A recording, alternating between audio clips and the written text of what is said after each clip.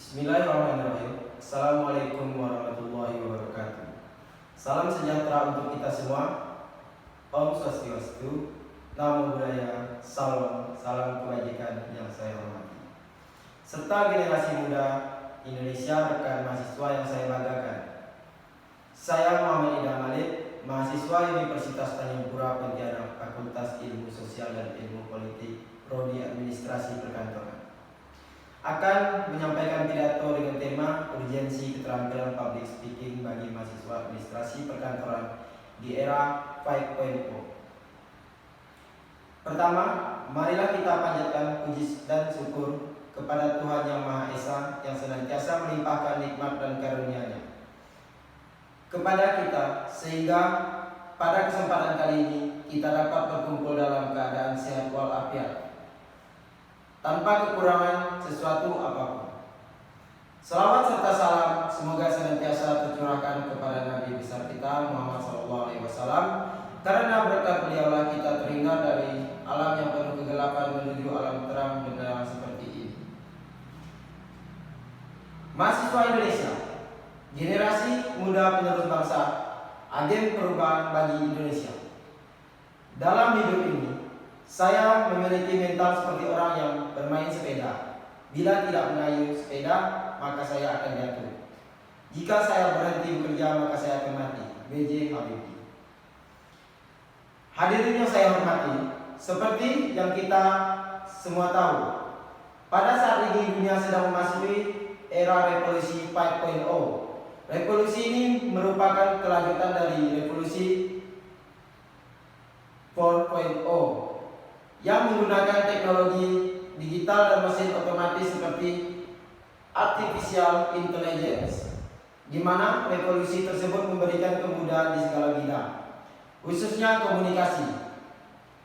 Akan tetapi, revolusi 5.0 memiliki konsep society yang lebih fokus pada konteks manusia. Lalu, apa sebenarnya yang perlu dipersiapkan untuk menghadapi revolusi 5.0? Dengan manusia sebagai peran utama yang dimaksud, mari kita bahas bersama. Generasi muda Indonesia sebenarnya banyak orang-orang yang kreatif, inovatif, dan produktif. Oleh karena itu, kita sebagai agent of change sejak dini perlu diperkaya dengan keterampilan soft skill yang tertuang dalam strategi 5.0.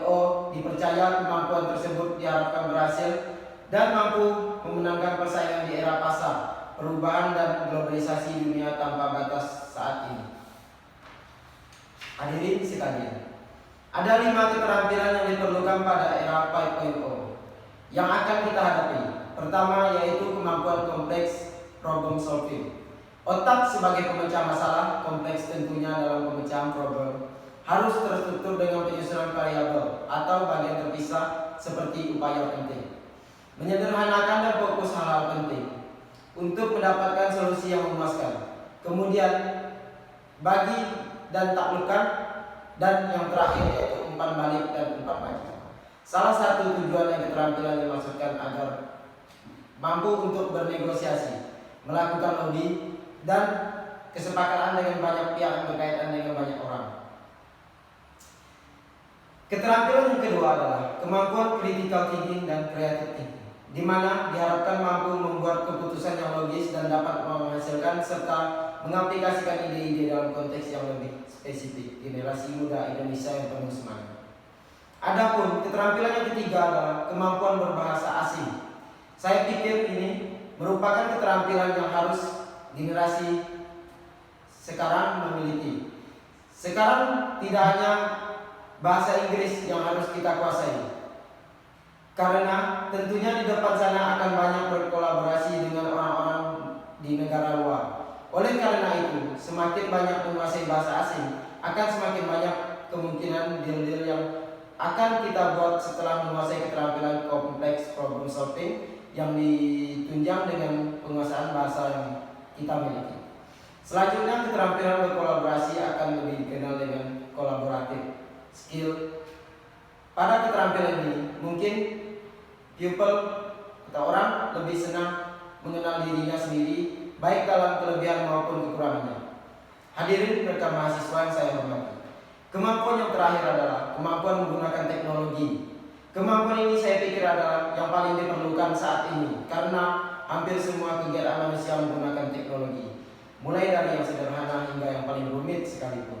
Oleh karena itu diharapkan generasi kita saat ini peka terhadap setiap pembaruan teknologi dan terus mengikuti perkembangan agar kita sebagai generasi penerus dan agen perubahan bagi bangsa Indonesia tidak tertinggal dalam hal bersaing mengenai teknologi. Masa depan ada tangan kita. Terus berorientasi pada masa depan. Boleh saja berorientasi pada masa lalu sebagai bahan ajar untuk masa depan. Sebab kita sendiri yang menentukan masa depan bagaimana yang akan kita jalani. Apakah itu akan bersinar gemilang atau sebaliknya gagal sekarang. Generasi muda Indonesia perubahan bangsa.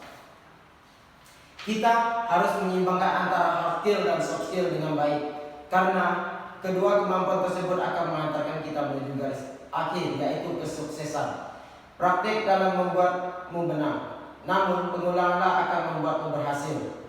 Teruslah mencari, berusaha dan temukan hal tersebut. Jika kita masih tidak bisa menemukan, kembalilah terhadap berusaha, bukan malah menyerah begitu saja. Sebab generasi muda Indonesia bukanlah generasi yang mudah menyerah. Demikian yang dapat saya sampaikan. Terima kasih atas segala perhatian dan mohon maaf bila ada kesalahan. Akhir kata, wassalamualaikum warahmatullahi wabarakatuh. Om Swastiastu, Namo Buddhaya, salam dan salam kebajikan.